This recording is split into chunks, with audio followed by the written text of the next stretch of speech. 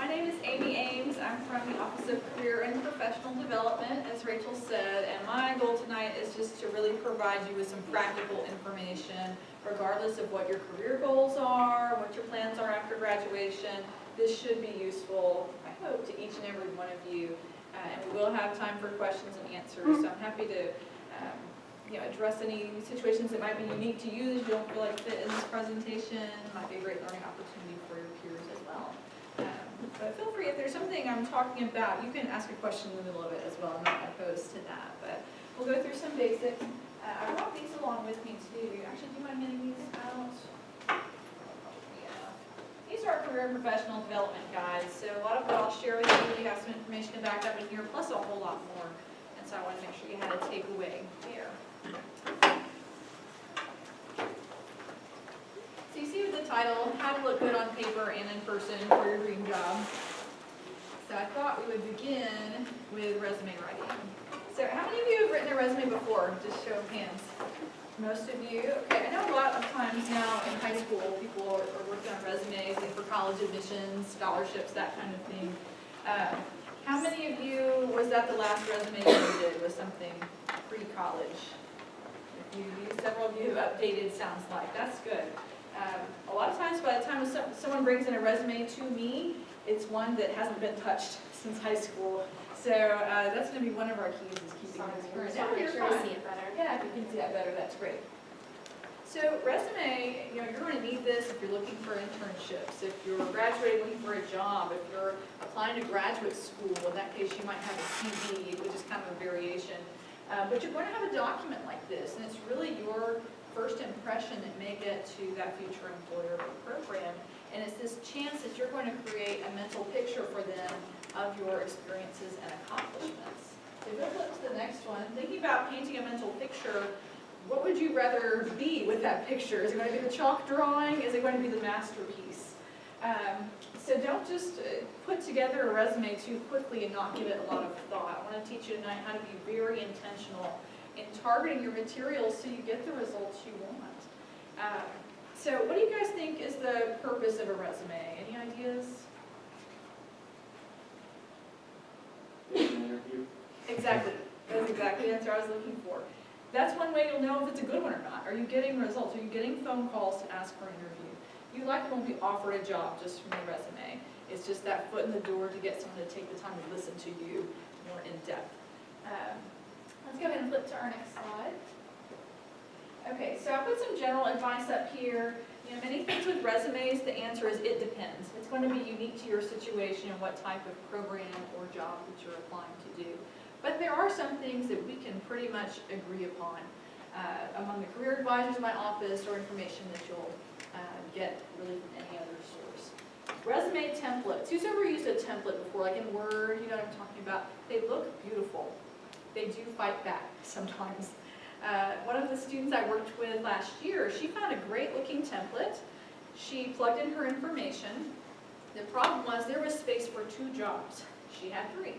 So she goes to add in the 3rd experience, and no matter what she did, she could not get that thing to align with the other ones. It just looked a little bit off, enough that it really wasn't as professional looking. And so really our recommendation, even though they look really beautiful, you can start with a basic Word document. You can format it the way you want. The guide I've given you has some examples that you can use, and you can make a really nice polished resume. Another issue, they come up with templates. Sometimes they have things that would be considered graphics as components, and so if you're using this for some type of online job application, many companies use software for resumes. It will scan the resume. So sometimes if there's something it reads as a picture, or another student I worked with had a table of information, but sometimes things can be read as a picture, or it just doesn't come across the way that you intended. So with a traditional document file, that's going to just work out a lot better on many levels. Proofreading. That's important in anything in life, but especially with something like a resume. This is not just an impression of your skills and experiences, but in a way it's a test of your writing ability. Can you be succinct? Do you know what's important and what's not? Do you know how to prioritize information on the page? Can you spell? Can you use punctuation properly? So make sure those basics are in order. And if that's not your strong suit, get some other people to look at it too. That's always a good idea. So I'll put in a plug for Kristen, my graduate apprentice in the office. She handles all of our drop-in hours for resume reviews. And we also have appointments in our office if you want a little bit longer time. But she sets aside hours for 15-minute drop-ins. We have hours every day. You can find those on our website. And so always get somebody else to look at it too, maybe something you overlooked. You don't need a picture of yourself. There are a few exceptions. Ministry positions, for example, sometimes we put a picture. Or in other countries, sometimes it will request a picture. So there are some unique situations there, depending on your situation. But for the most part, we're talking about a domestic position, a U.S. position. You wouldn't put a picture of yourself or really pictures of anything. It's just going to be the text. Personal information, you know, it is illegal for organizations to discriminate against you for a whole list of things. But there's no need to give them that information anyway. I mean, they just don't need that to make a judgment about you. Also, there's a part about putting your safety at risk, not doing that. This would be in a situation, I don't know if any of you are familiar with LinkedIn, the website you can use for networking and lots of great career information. You can upload your resume there. If you're doing that, I would probably take off anything that, you know, maybe your home address or you know, information you didn't want people using to contact you. It's just going out to everybody on the internet. Okay, so I'm going to go through some basic resume components, just in case it's been a while since you've made one. Or it could be, you know, I sometimes see people using formats that just are not as effective. One is what I call the grocery list, which is basically a list of everything you've ever done, just aligned down the left side of the page. It just looks like you wrote out your shopping list to go to the store. Not the best. So we're going to go through some basics here. Let's go ahead and first look at headings. There's really two main options I'll show you. One is if you're going to put a single address there, which now even it's debatable on whether you even need a physical address, because I can't think of anyone I've heard of in recent years who's going to get an invitation in the mail for a job interview. They will call you or email you to schedule a time to handle that.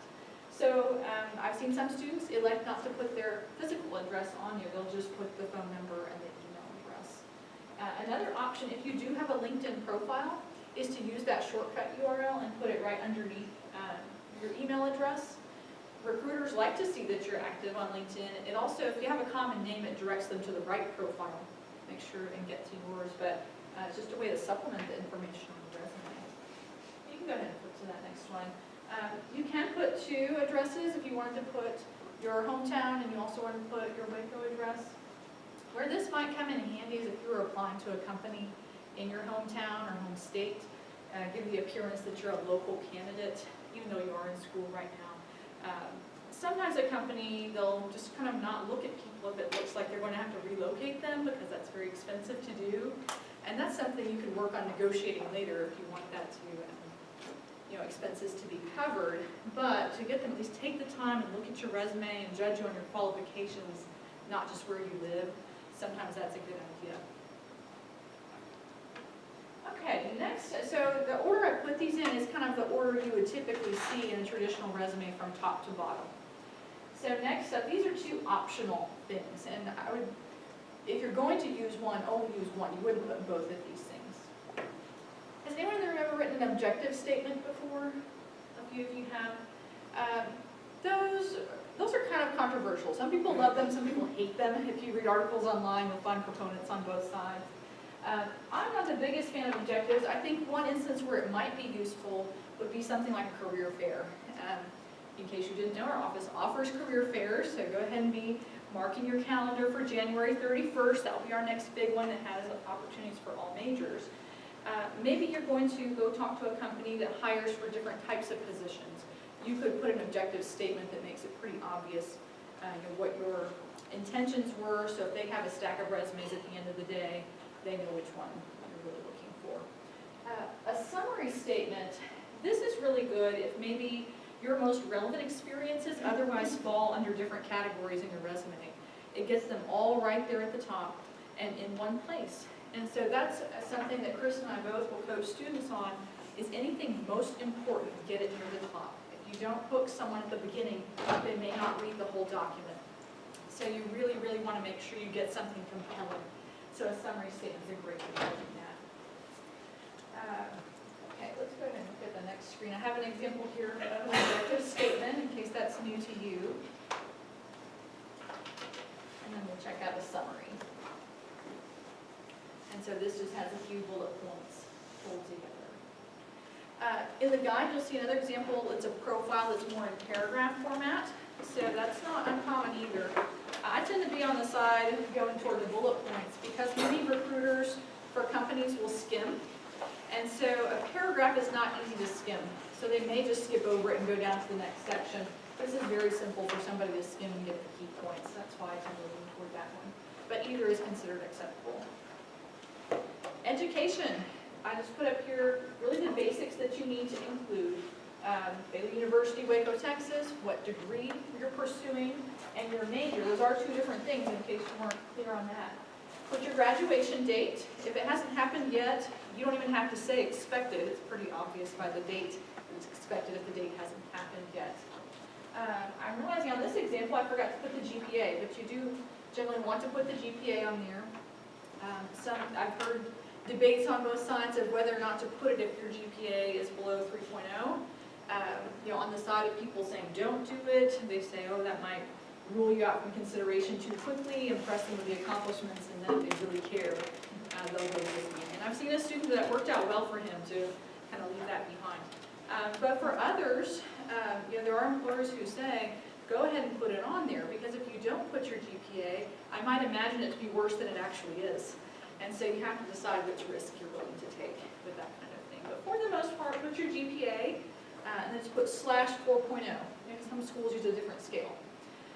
You also could put your major GPA if it was, you felt like that was something helpful to your cause of trying to get the position you wanted in grad school or for a certain job. Okay. Don't include high school. It's assumed that you finished high school to get the Baylor or GED, something like that. If you went to maybe an accelerated high school or you transferred to Baylor, had an associate's degree first, go ahead and put that. If you earned a degree somewhere other than high school, you would include that. So on a resume, you're going to go in reverse chronological order, meaning your most recent experience is first, so Baylor would be first, and then the associate's degree second. I think I know in there, don't use abbreviations, so don't put BA. Go ahead and spell out Bachelor of Arts or Bachelor of Science. It's more formal that way, and make sure everybody is on the same page. Okay, work experiences. Those are some of your biggest selling points. And so the formatting I've used here is just, again, to make it very easy for a recruiter to skim. For as much time as you spend crafting this beautiful resume, very little time will be spent reading it, unfortunately. But you're going to make it as easy for them as possible.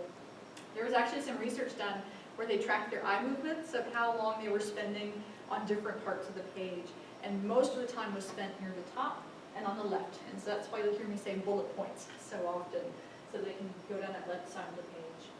Obviously, key components of your work experience: your title, where it was, both in location and the employer. Dates, we usually encourage putting those off to the right. They are very important, but not as important as this step over here.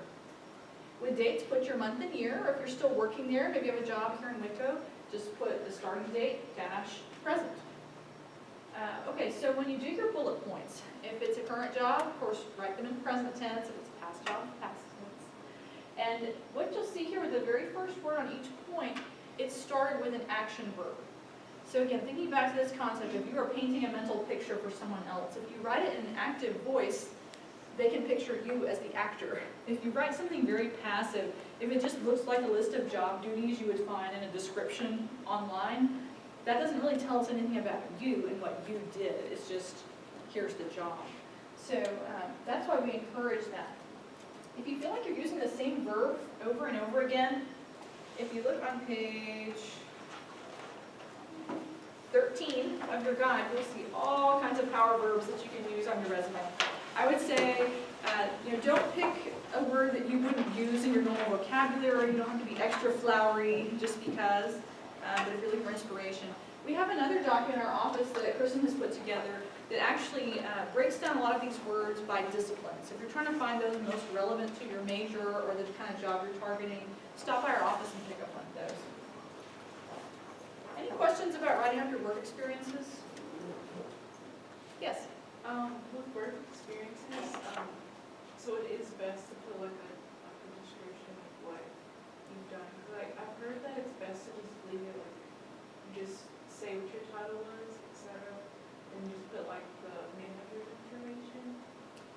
so that's a little bit different than what we would coach. We do want to coach you to do more detail. Again, if you don't put the detail, you leave it to their imagination. And they may imagine you sat around doing nothing. So we don't want that. If you write it like this, then we get a picture of what you did. The other point you made about references or the manager's information. Typically, a job application will have space for that if they want that. Or if you make it far enough along in the interview process, that's when they actually would check the references. So they might request them from you at that point. So our advice is don't take up precious space on your resume. Because typically, if it's like an entry-level job, you want to keep that to one page. And so if you take up space writing all your boss's names and phone numbers, that's time you could have been talking about yourself and your accomplishments. So I would definitely recommend adding more detail and just providing the references when they ask for them. But thank you for asking about that. I do have a lot of students come with just the job title. And some jobs are kind of obvious, like lifeguard or babysitting or something. But even so, describe it as it was for you, because one person's concept of that might be different than how it actually looked for you. Maybe you were a lifeguard, but you also trained the other lifeguards, or you had some other responsibilities or whatever. So I would give a bit more detail. When you can quantify your accomplishments, that's great. So let's say you're leading something, you can put how many people you led, or if you had a sales type of role, you can tell what percentage sales increase that you helped to achieve. That gives strength to your statements too. You can use numbers. Did you have anything to add on that, Kristen? So besides maybe the relevant experience section. Thank you. If you guys have, like for me, I applied to this graduate program at Baylor, and my relevant experience wasn't in anything I had a job in, so it was a lot of volunteering and student activities. So I just had a relevant experience section. I threw my leadership and my student organizations in there and talked about my responsibilities and my skills that I learned there, because my most relevant experience wasn't my work experience. So you can just use that heading to kind of make it your resume into anything you want it to be by putting like your most relevant stuff as close to the top as you can. Thank you for that advice. And so I want you to know these aren't rules that you have to do it in this order. This is kind of traditional. But if there's something that will make you more impressive to a program or a future employer, we want to go for it. And so her strategy she mentioned of using a heading of relevant experience first, it's going to get your most important stuff at the top. In her example, the volunteer work actually was from a relevant experience. Or maybe it is a job, but it's not your most recent job. So it's a way that you can still keep that reverse chronological order, but by changing the headings, you can get the good stuff at the top, hopefully so it'll keep moving. So thank you. Let me see anything else on here. I'll go back real quick. Anything that we didn't cover. I think we did most of these. Yeah, okay. Activities. You could write them up like this, where it's just the position title. I love the idea of the officer shadowing. I would encourage any of you to get involved with leadership roles on campus. Employers like to see leadership. Even if you're not going for a manager position, it shows that you're willing to take on responsibility. You'll have accomplishments and things like that. So it could just be your position title, the organization, the dates. Sometimes, though, you have a position that's so significant, it really is more like a work experience. I imagine a lot of what Rachel is doing, she probably has enough accomplishments from leading a group like this that she could write out bullet points as if it was a job, and that is okay to do. If that really is more similar to what you're wanting to do for your job than maybe your paid job has been, go ahead and add more detail to it. But if it's, again, kind of pretty self-explanatory, maybe like a worship team member or something, there you can also write more simply. Okay, honors and awards. That could be things like if you have an academic scholarship at Baylor. Dean's list. If you've done it multiple semesters, instead of listing out all the dates, you could just put 4 semesters beside that. Put members of honors, membership in honor societies. So if you have enough honors and awards, it can be its own heading. I've seen some students do a section that's honors and activities and combining those two. So you don't have a whole heading if there's only maybe one thing to put under it. Or if it's maybe just Dean's List, maybe you include that up there with your GPA under education. So this is where we encourage you can hear me saying, well, it depends on this, it depends on this. That's why we like you to come in and we can work with you one-on-one and help you make that perfect document. Okay, let's go ahead and check out our next one, skills. You'll see examples of that in the guide as well. For the most part, I don't have students put soft skills in this section. So soft skills would be things like the interpersonal skills, the leadership, the communication. I wouldn't list those under skills. I'd rather see those demonstrated through the job descriptions or activities, that kind of thing. But what I would put, computer skills are one. Typically, I wouldn't say put Microsoft Office, don't put Word, PowerPoint. You guys wouldn't survive college if you couldn't use Word or PowerPoint, so it's not really an impressive thing at this point. Though I do sometimes see job postings that will list it. So if the job posting asks for somebody with those skills, go ahead and put that you have those skills. But if you have specialized knowledge, Kristen's background is statistics, so I know she has specialized software knowledge that can maybe help her get a job when other people don't have that skill. Photoshop, InDesign, if you can do video editing, things like that, technical skills I would put. The other major skill you want to emphasize are foreign language skills. So the way to term this is either fluent in or conversational in. Only put this if you would feel comfortable using those skills on the job, because it depends on where you live and what language, but if it's an in-demand language, then they will ask you to use it. So if you think, I've taken Spanish for 4 semesters, I should know something. Can you conduct business in that language effectively and not create a problem? So think carefully about whether or not you want to put it, but those are terms you can use to describe it. Let's see, we're talking about relevant experience. If appropriate, you can have a separate section for volunteer experience. Do we have any pre-health students in the room? A couple of you. So I've had some students who have a separate section for shadowing, or maybe one that they call clinical experience, or maybe one that's healthcare experience. You can kind of tweak it for your needs. For some people, class projects. Maybe like engineering students are going to have some significant projects where they design things, and that might be worth putting on here. Relevant coursework, I wouldn't suggest that for every single student. If someone needs a transcript, they'll ask you for a transcript. An example would be, I had a student the other day. They have a major, but they're going in a direction that's a little bit different, but they have a minor where they've taken some courses that are more specific. And so they're listing their minor, but because of the specific courses they've taken, I think it's going to be to their benefit to actually list out which courses those are. Not all of them, maybe 4 to 6 courses, but including that right underneath the education section. So my biggest piece of advice is tailoring the resume for each individual position. So time consuming. But my hope is it's going to shorten the overall duration of your job search because you're being more effective in what you're sending out. So hopefully you find a job faster instead of just making a generic one and sending it out everywhere. People can usually tell. Over the years, I've worked at Baylor 11 years. I've been on a lot of hiring committees and seen lots and lots of resumes. And that's where I think I've learned the most, not just from the training I've received in my job, but just actually trying to hire people to see how do I get the information I need. And so you can tell when someone just did a resume or a cover letter and just sent it out to every opening at Baylor's because they wanted a job at Baylor. Don't be like that. We can teach you how to tweak it. Really, the hardest resume to make is if you're trying to do a generic one. Maybe if you're planning for the career fair, even then, research the companies. You might know at least the types of positions you're looking for. But when you have a job posting, you see the qualifications they're asking for. Make sure you address that and demonstrate those qualifications somewhere.